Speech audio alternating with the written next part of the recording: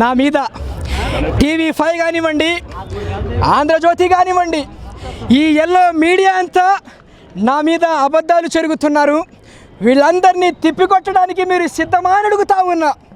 ఇవాళ నేను ఒకటే చెప్తా ఉన్నా, నా కోసం ఇంత చక్కగా మీరందరూ వచ్చి నన్ను ఆశీర్వదించినందుకు మీ అందరికీ పేరు పేరు నా కృతజ్ఞతలు చెప్తా ఉన్నాను అని చెప్పేసి కూడా చెప్తా ఉన్నాను ఇవాళ ఆ వేదిక మీద నుంచి.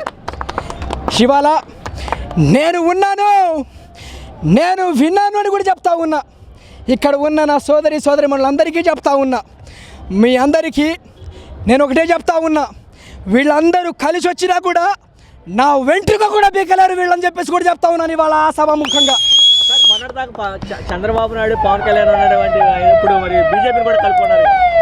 ఇవాళ పొత్తులు పెట్టుకోవడం వాళ్ళకు సాధ్యమవుతుందేమో, పొత్తులు పెట్టుకోవడం వాళ్ళకు చేత కాదుకేమో, కానీ నాకు మాత్రం మా నాన్నగారు నేర్పించింది పుట్టినప్పుడు ఎలా బ్రతికామనేది కాదు, కానీ బతికినంతకాలం ఎలా బ్రతికామనేదే ముఖ్యమని చెప్పేసి నాన్నగారు చెప్పారు ఒకప్పుడు.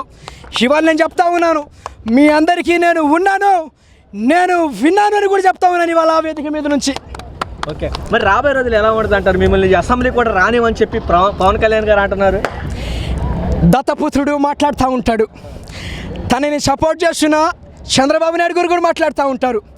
అసెంబ్లీకి కాదు కదా, దత్తపుత్రుడికి నేను ఒకటే చెప్తా ఉన్నా, నీకు దమ్ముంటే 175కి 175 పోటీ చేయమని కూడా చెప్తా ఉన్నాను ఇవాళ ఆ వేదిక మీద నుంచి. ఇవాళ నేను చెప్తా ఉన్నాను, నా సోదరులందరికీ చెప్తా ఉన్నా, ఇవాళ మీ అందరికీ కూడా మీ బిడ్డ జగన్, మీ బిడ్డ, మీ ఇంట్లో మంచి జరిగిందని మీకు అనిపిస్తేనే మీరు ఓటు వేయండి. మీ బిడ్డకి మీకు మంచి జరిగితేనే మీరు సైనికులుగా మారండి.